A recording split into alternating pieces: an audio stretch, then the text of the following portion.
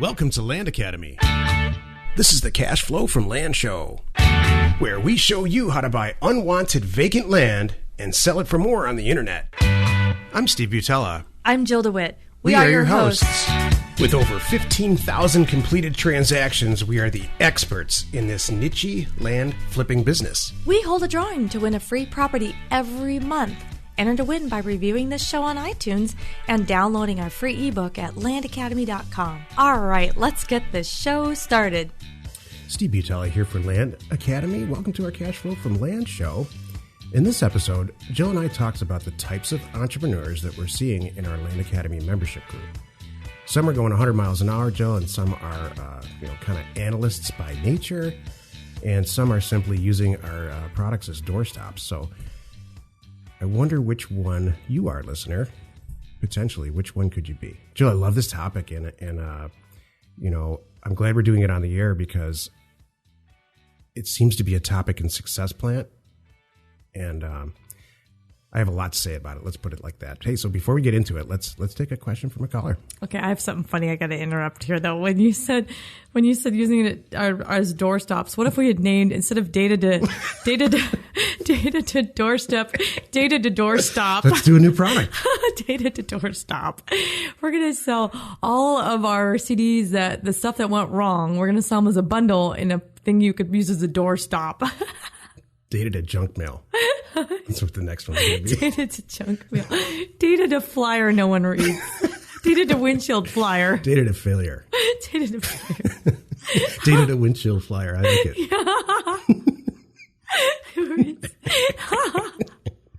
Oh my gosh. Okay. Data to doorstop.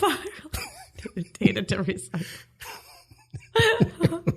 You know what? I got to tell you, people have the wrong data. That's going on. It's data to recycle bin. So anyway, I want to read this guy's question this time. All right. Okay. And you can answer it. Okay. I don't even know what it is. All right. Okay. Guy from New York asks, I've been using Agent Pro 24/7. Oh, I should never. That's a plug for them. I didn't say that. I've been using Agent Pro 24/7. Beep. Data to send out postcards to house owners to see if they want to sell their house. Is data to doorstep any better? Is data to door? What is he asking? Is data to doorstep, which is our product, better than Agent 24/7? Beep. Data their data product, which is our number one competitor, by the way. Okay. What's the difference? Well, I got two problems. One is the data problem, and the other one is a postcard problem. We'll address that in a minute. Go ahead. But the answer is yes. The parameters and what we can do with our data and the freshness of our data cannot be topped. And trust me, we tried. Right, Stephen? Yeah. I mean, that's really that's how we roll not just when it comes to this stuff. That's how we roll anyway. But before we're going to launch anything or promote anything or do anything like this for our people and put our name on it, man, it better be the best thing out there. It's the data we use. It's the data I've been using for 17 years. It's the reason that we're so darn successful and qualified to even have this company. Mm-hmm. Using that data, we've completed almost 16,000 successful land flips. Mm-hmm. So, what better test is that? Mm-hmm. Well, we know how current it is. I have a lot to say about this too. It makes me mad. We know how current it is. We know it's it's a direct feed basically from the counties straight to your computer. I'm reading from, first of all, what's the word in our competitor in their title? It's agent. Okay, It's set up for real estate agents. And I'm not saying you can't use our product because we sell tons of it to real estate agents. Mm-hmm. But this product is specifically made for houses. Mm-hmm. I'm reading from their website. This is options so you can choose: foreclosure lists, short sale loan modification leads, adjustable rate mortgage leads. All of those things have nothing to do with land. Mm-hmm. But the flip side though is I want to make sure everybody knows that you can still pull our product covers it all. It's not limited. I guess that's what you're saying. We have all that too. So it's not just land. We have all that stuff too. and many more products. And it's provided, Right. I should say, directly by First American Title. They use the same data to write title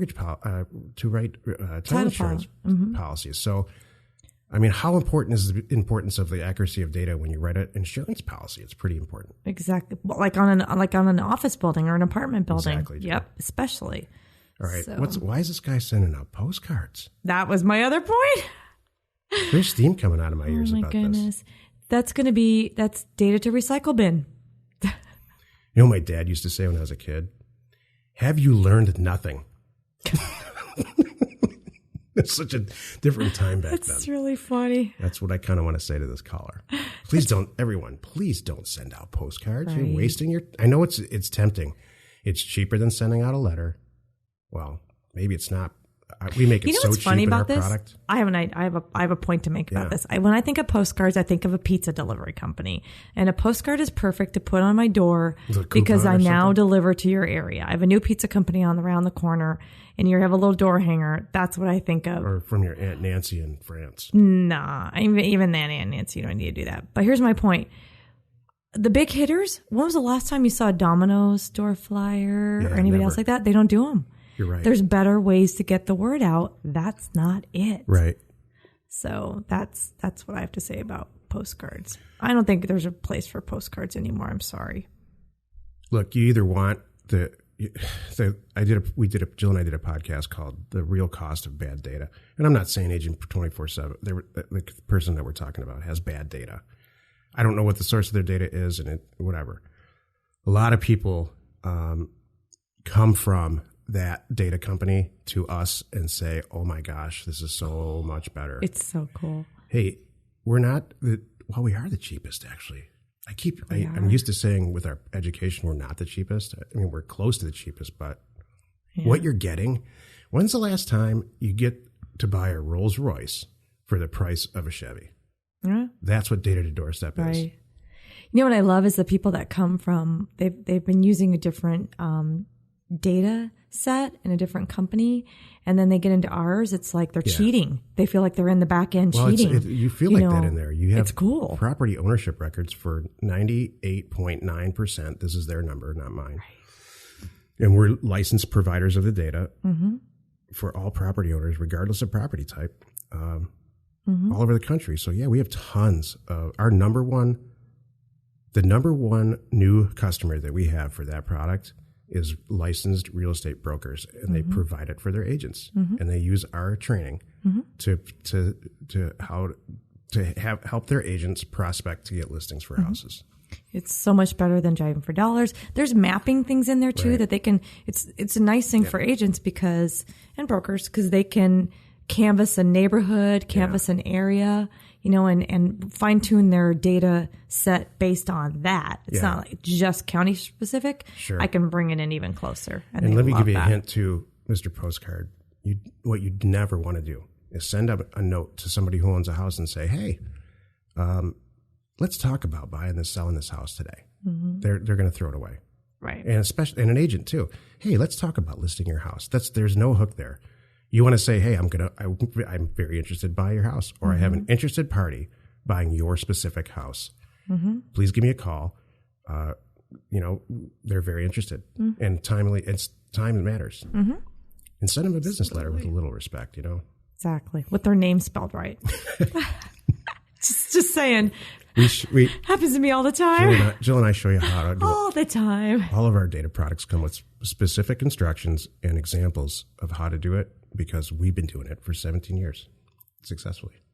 Okay, I have a question, Stephen. What type of entrepreneur are you? I'm the 100-mile-an-hour guy. Yes, you are. I have a lot to say about this. There's a lot of people who are very, what my mom used to say to me and my little sister. What's that? The tortoise and the hare fable. Right. She's like, you're pointing at me. I'm the hare. My sister's a tortoise, but you guys get there at the same time. That's hilarious. So I think successful entrepreneurs, that's the way it is. Some of them are crazy and, pulling your hair out crazy. Some of them are angry. Some of them are just, they fall, ass backwards into success. Right. But I think my point here is, I bet you have a lot to say about this. I think it's very important to recognize the one that you are and then embrace it and not try to be something that you're not. Because you will waste more time trying to be something that you're not. You're avoiding success then. Exactly. And there's what I like to point out is you don't have to be the 100-mile-an-hour guy to be successful. I agree. So that's the thing. You can be, there's many different types out there. What type am I? Because I don't even know. I was trying to think. I don't know what type I am. I'm definitely not the analysis paralysis kind. No. I'm not the 100-mile-an-hour guy. I might be the 70, 80. I'm speeding, but I'm not. You know what? I might be the entrepreneur that, correct me if I'm wrong, I'm going above the speed limit, but it's not a felony. I'm the felony. You're the felony. Yeah. You are the felony. You walk around ticked off a little bit because nobody else is going that fast. And it's hard for us to sometimes, we have to go, okay, we're getting there. Yeah. It's a good thing. It's really good. So what am I? I'm going to give know. you a compliment. Okay. I hope you take it that way. Okay. Because if you don't, then this is yet another podcast recording that never gets published. All right. Jill gets mad at me for saying stuff. Oh, no, here it comes. You are a fantastic business partner, entrepreneur. What does that mean? You and I are way better together than we would be apart. Thank you. It's true. So I'm a good upfront idea guy. You are. You are an unbelievable representative. You're like the lead singer. I do take it as a compliment. Thank you. Okay, you do good. come up with the good ideas. I will give you credit. I have a few now and then that are some good ones. I get mine in, but the majority of the ideas, absolutely, you get credit. They do come from you. However, I'm a good sounding board that I can talk. We can talk about it and figure out. Every day. Is this going to work? What can we do to really make it work better? Every day, Jill comes storming in my office. She says some version of this. I just got off the phone with XYZ, and they are ready to purchase a property, or they're ready to become a member of one of our education situations, but they need this. Right. So can you please do a video or please launch a new product in less than 30 seconds that addresses this need so that I can call them back and say yes. Mm-hmm. And then that's true. Then we launch into a whole nother thing. A light debate, we'll call it. A light debate. Yeah. Everyone around our offices, that's so funny. So I would argue that maybe there's a bunch of stuff that you are 100 miles an hour on, Jill. That's one of them. What? You have a lot of, the more we get into this, the more successful we become at all of this stuff. The less patience you have. There's a few things that I can sit back and go, let's do this the right way. And there's a few things that I get mad about and I say, I need this now. Yeah. And I'm not leaving. Right. I'm not wasting my time. You know why? Because it's keeping me from doing what I need to do. That's not cool. We have a whole series of podcasts coming up called Personal Finances. It's a 5-part series. And we talk about personality types and saving money and what to do with money, how to use debt and things like that. Mm-hmm. And part of that is looking in the mirror and saying, hey, I'm this kind of guy or I'm this kind of person. There's lots of different personality types that succeed. It's true. And short of just sitting on the couch and watching TV for your whole life, you got a real good shot. Mm-hmm. If you just put a teaspoonful of effort. This is one of Jill's new sayings. Right. All you have to do is put a teaspoonful of effort to turn a real estate deal. Exactly. If you know what you're doing. If you know what you're doing. Yeah. And we help with that. Right. Did we cover everything? No, no. Something better to do? I don't know. No, I'm just asking. No, I was asking Can I go now, Dad? No, I didn't know. I was asking if we covered them all because I had one funny type of entrepreneur. I was trying to think of a entrepreneur type. Cracking me up, man. I was going to say I'm the fun one at the convention. Is that a type? Yeah, I'm a class clown entrepreneur. Yeah. I think that exists. I'm good with that. What are the basic types? This is a teacher saying, all right, this is fun, but let's get serious. Yeah, I don't know. What would you say they are? I would say the type A personality entrepreneur, kind of like a day trader personality, which Jill's little brother was. Oh, gosh, yes. there's that kind of personality that there are a lot of, and I'm not about Jill's brother, but I'm just saying there's people, they can be sometimes difficult to be around. You know, yeah, you can say that about my little brother. There's there's like the stereotypical boss type entrepreneur that thinks that they can just tell everybody what to do, like VAs and everything, even though they have no credibility at all. Right. There's that. I don't like that. There's the sweet, Southern California entrepreneur, which is kind of what you are, where you get what you want because you're just you kill everybody with kindness. I do. And I try to solve problems. Who's that guy that wrote that book that you're a fan of a lot of years ago? Dale Carnegie. Dale Carnegie. You Dale Carnegie your way through your day. Yeah. I know works. You do. I know. It works. Well, I'm not trying to do it. That's how I was raised. If you ever get a chance defense. to talk to Jill, if you ever call her or you're a member or anything, and not on the not like an email or anything, but if you're standing in front of her or talking to her on the phone, ask this question and say, "Hey, look, I really need a yes or no answer to this. It doesn't work. Watch, I'll give you an example." Jill, do you want to go out to lunch today? Yes or no? Yes. Oh my gosh! You totally just disproved my whole theory. I know, I did that on purpose. What am I supposed to say? What time? Only if you always say stuff like, maybe we'll see. There's probably, but there's. Can I bring? And can we stop at? Yeah, it's all that. That's right. Oh, that's so. funny. What other types of entrepreneurs are there? There's that Southern California thing that Jill's got. What about the New York? Is there such thing as a lazy entrepreneur? A lazy entrepreneur. Can you think of any one of our members who's just really laid back? Yeah. Taking it easy? Yes, there is. You know what? There's a lazy entrepreneur that expects people to do that for them. And it only works for so long. And then people jump ship. I guess I'm talking specifically about successful entrepreneurs. I'm not saying, because you're not an entrepreneur if you're not successful. Good point. Well, I'm thinking of I'm thinking of Generator John. What kind of he's a good happy medium. He's at 90 miles an hour. I mean, I think he's pretty type A. Is he type A kind? But I get what you're saying. He's a sales guy. But he's a good salesman, so he knows when to. He can jump. He knows how to present gears himself. a lot. Exactly. That's a good entrepreneur. A good entrepreneur that can change gears at the drop of a hat. Right.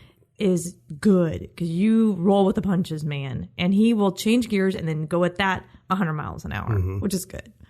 So there's a lot of people. I used to be an investment banker, and I would talk to people who managed funds and private equity groups all day long. And there were several people that I dealt with who owned equity funds or private investors that had a ton of money, and their job all day was how to spend their money and invest it properly. Mm-hmm. And there's some eccentric, laid-back / lazy people involved in that. But I don't think they were always like that. I think they made a pile of money. So that they can afford to be like that now. I understand that. Flip-flops and dreadlocks kind of thing. Right. Because if you just start out like that, that might not go over very well.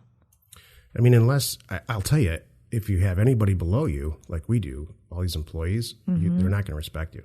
Right. You have to show up. You have to show up. I'm sitting running through my list in my head of all of our friends, and and I'm thinking like all of our friends. That's a short list. Well, but we renovated a house one time, Jill and I, with a partner. The first and last time with a partner. I wanted to kill that guy, and he's successful. He's crazy successful. He has no people working for him. Oh my he has God. He's not a licensed contractor, but he flips houses. Right. He's our number one go-to guy when we buy houses with this data. Right. When we negotiate a deal and wholesale a house out, he's the first guy we call. And because he buys them. Because he does, but he is impossible. Oh my His gosh. name is Dennis. I don't care if he knows it. I'm not saying anything. He would that laugh. I haven't said to him. Straight to his He'd face be laughing 50 right times, now. and I've used a lot worse language than I'm using right now. Mm-hmm. He's in Italy right now listening to this. Dennis, let's put up a board for all the subcontractors to see so we can get a schedule together and renovate this house in less than 60 days. What? Right. That was so foreign to him. I know. He's a let's just see how it goes kind of guy. I know. That kills me. It's crazy. Yeah. But I guess my point in saying all this is that you could be that kind of person in the land because it's such a side business. Mm-hmm. Like Seth Williams, he does about 6 to 8 deals a year. A year. Okay. But just land. He has a full-time job. He doesn't do any renovations, right? Right, Okay. just land. But he is actively, so maybe he's not lazy by any stretch, but oh no, but he chooses to do eight deals a year, but he has to make $10,000 on each deal. Mm-hmm. So he said his goal is to make more than $60,000 a year, but he's never made more than $100 with intent on just flipping land. Okay, he has other stuff that's going on. He does. So that's not a bad way to go either. You don't need any infrastructure. You don't spend any money. You make 60 to 80 grand. Send some. That's his game plan, and he's following it to the letter. Right. And I love that. So that's not my game plan. No, it's not mine either. But it's very strategic. Uh-huh. And he sets realistic goals and hits them. Yeah. So what kind of entrepreneur are you? Take a good look. And by all means, don't be something you're not. Embrace what you are and move forward. Get the right education.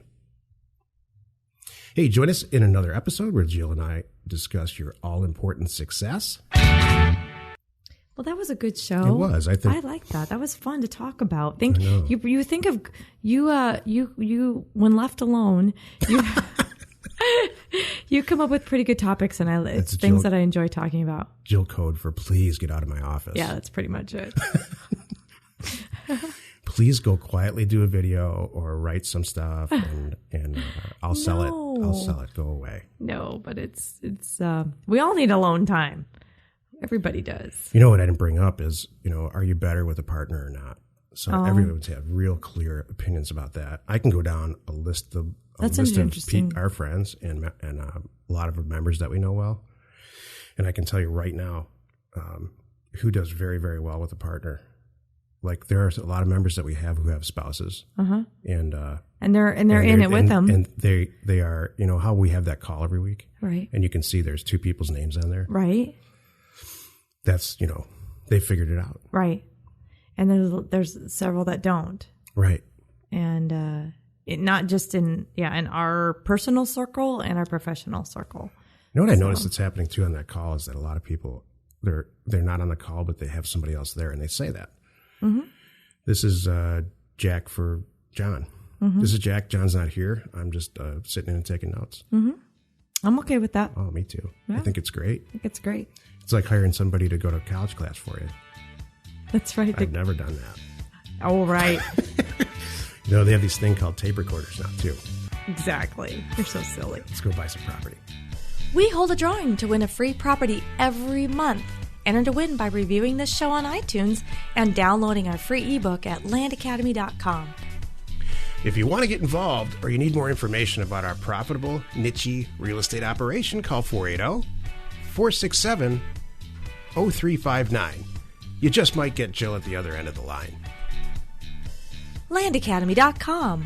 You are not alone in your real estate ambition.